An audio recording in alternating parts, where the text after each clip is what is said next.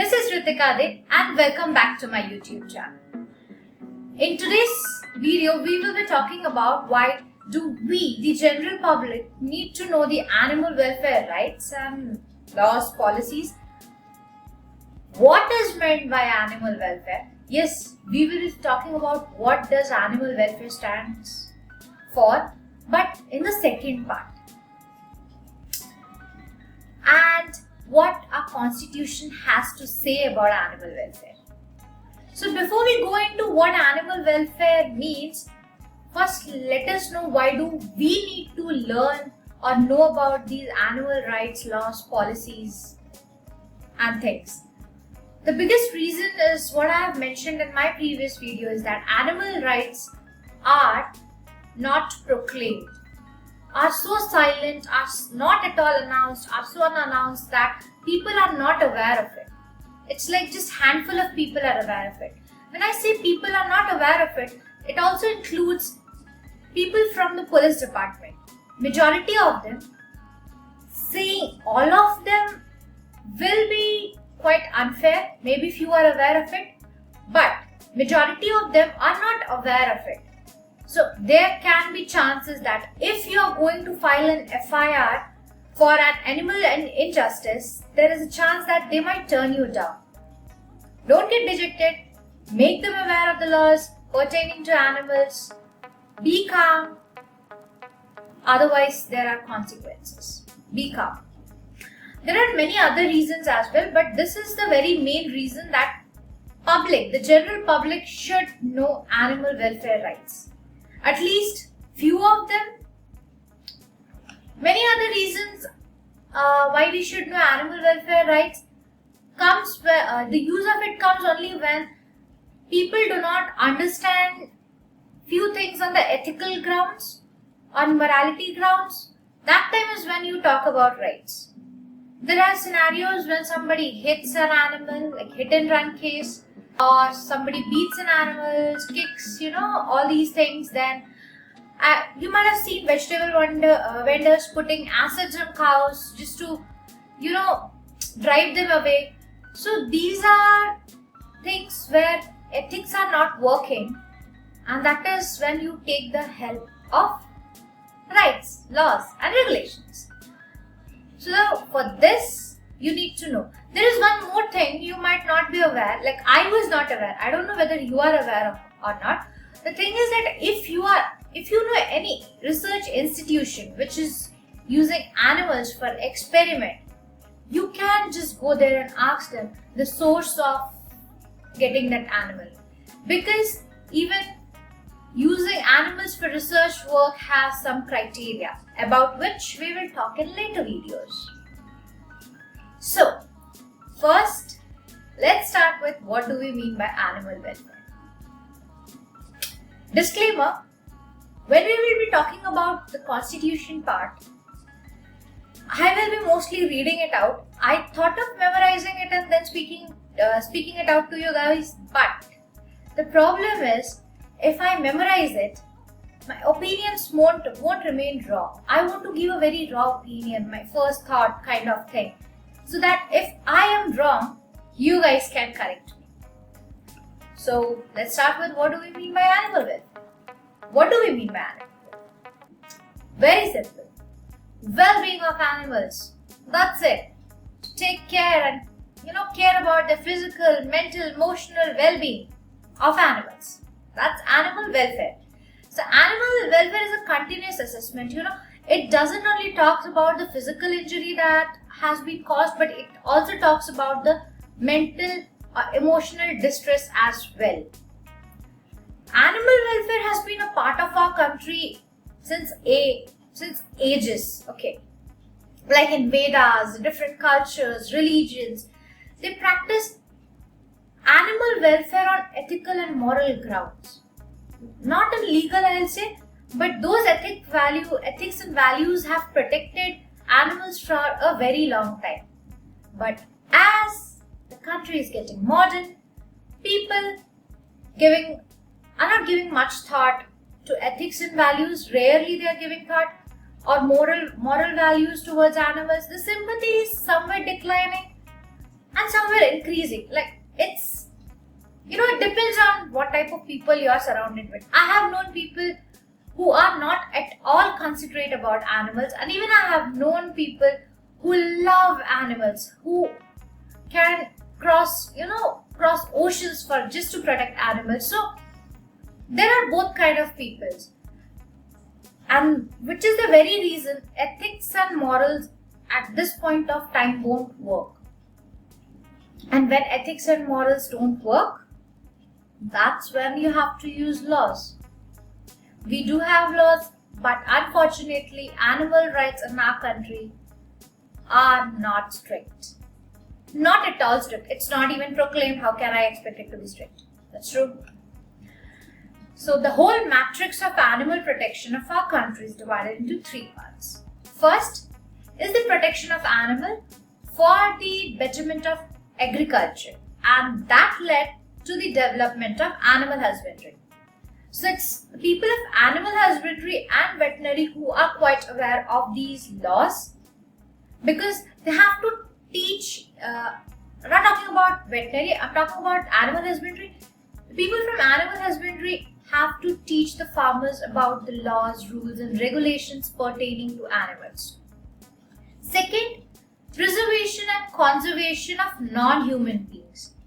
Now, this includes every living beings except human beings, and these are mainly based on international conventions and treaties. There are some international laws, rules, regulations which are applied to every country. It forms the base of most of the animal laws or environmental laws, you can say. The third type is protection based on welfare ethics and morality. How shocking it is that welfare ethics and morality is not the first type but is the third type. So do you realize how ethics and morality, like protection on the basis of ethics and morality, has gone down to point 3, like allegedly the last point? Like how least expectation the Animal Welfare Association has with humans. Everybody has the least,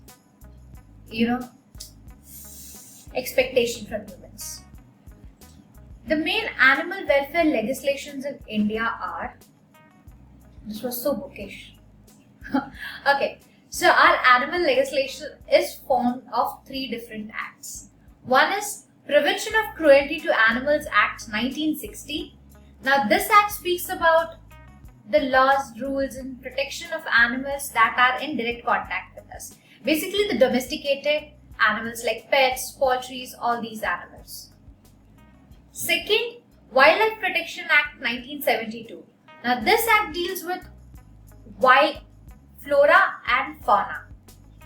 When I was talking about this act, you will be learning that even plants are also protected under animal legislation. If Wildlife Protection Act is a part of animal legislature, then plants are also protected under this act.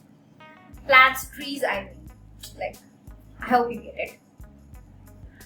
Biological Diversity Act 2002. Biological Diversity Act 2002. So, before we go particularly to just one act, dissecting one of those 3 acts each time, first learn what our constitution has to say. The national emblem of India shows inbuilt care for animals with presence of the lion, the bull, the elephant, and the galloping horse. And I don't think this symbol shows any kind of care. I don't know how national emblem is important, but how it shows an inbuilt care for animals. If that was the case, everybody would have been considerate about animals. But that's not the case, right?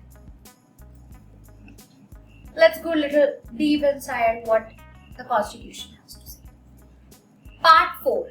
Directive Principles of State Policy, under which 48, that is Organization of Agriculture and Animal Husbandry, and 48A, Protection and Improvement of Environment and Safeguarding of forests and wildlife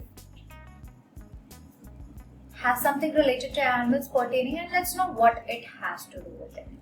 The Constitution requires the state to take steps for preserving and improving the breeds and prohibiting the slaughter of cows and calves and other milch and draught cattle.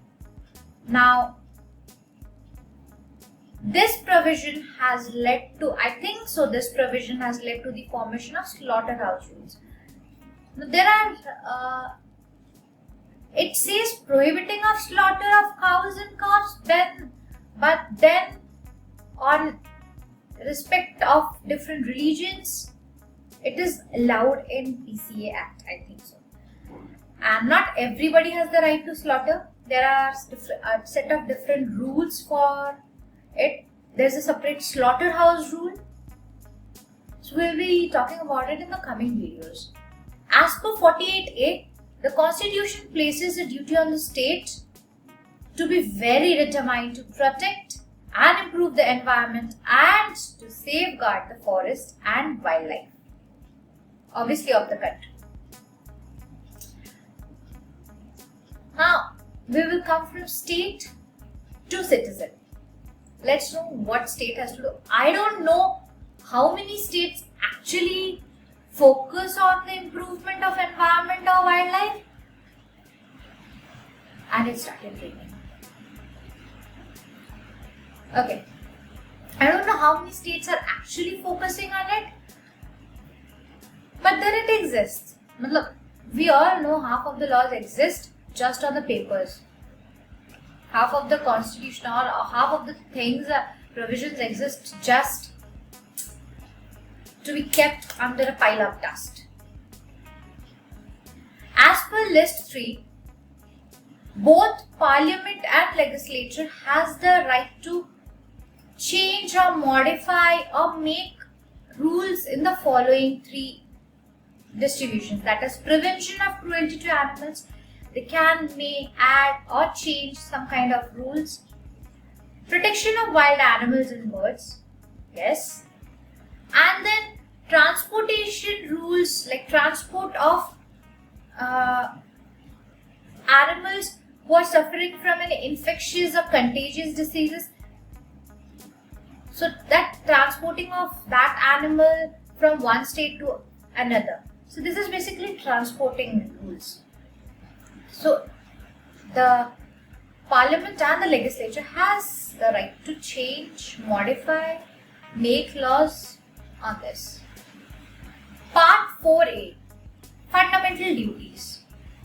51AG, Fundamental Duties. The Constitution places a duty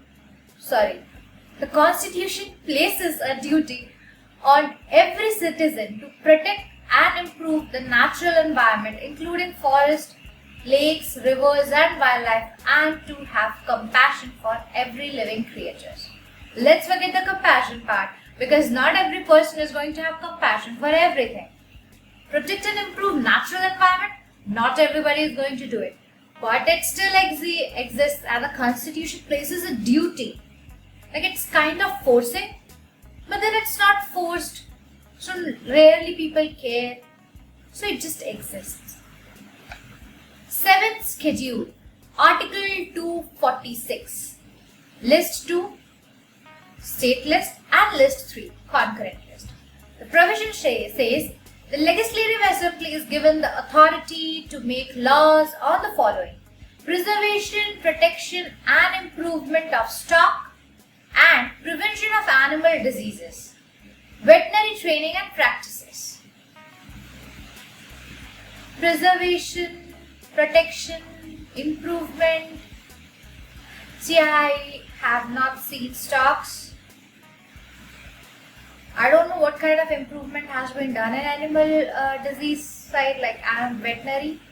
But I think so it's improving. I hope so it's improving. The people in the veterinary line are much more aware of it. But then preservation and protection of stock. Okay, I'm not aware what does it mean with stock. Veterinary training and practices. Only veterinary people can say about it, not me. I'm not a veterinary guy. Agar. Yeah. 11th schedule, Article 243G. The Constitution provides that Panchayat may make laws on the following, that is, animal husbandry, dairying, poultry and fisheries. No, it's very quite simple. Panchayat can make rules on animal husbandry, dairying. I don't, like in my area, yes, there's a veterinary, but that's basically, I think, so a research area, and our Panchayat did not make any kind of new rule, I think so. Haven't experienced this, any good or bad aspect of this, so cannot comment on this particular provision. So next, move on to the next one. 12th schedule, Article 243W. Municipalities may undertake certain duties pertaining to the regulation of slaughterhouses and tanneries. Okay, when we will be talking about slaughterhouse rules, you'll learn that there are many restrictions. Even there are not restrictions, basically rules and regulations on how a slaughterhouse should be made, how things are to be done. This means is that municipality can carry out, like, there are few procedures of slaughtering, like slaughterhouse procedures, like getting permission, not doing this, get a veterinary permission and all those things. Now it depends on municipalities how it is carrying out work. Why are schedules so difficult? I think so I should have directly jumped into PCA Act, because that's very easy for me to explain. Just rules and rules and rules written in very simple words, easy for public to understand. But anyways, we need to know what Constitution has to say. In the next video, we will be talking about what Indian Penal Code has to say about animal welfare. And also we will be talking about what do we mean by cognizable and non-cognizable offences. No, I won't be giving any example about cognizable or non-cognizable. I will be just giving you the meaning, what does it mean, because I don't want to give humans the upper hand for anything, at least in this matter. So that's all in today's video. I hope you like it. I hope it was informative, and if you think somebody has to know about it, please share this video. Subscribe and like is totally on your mood. Bye bye.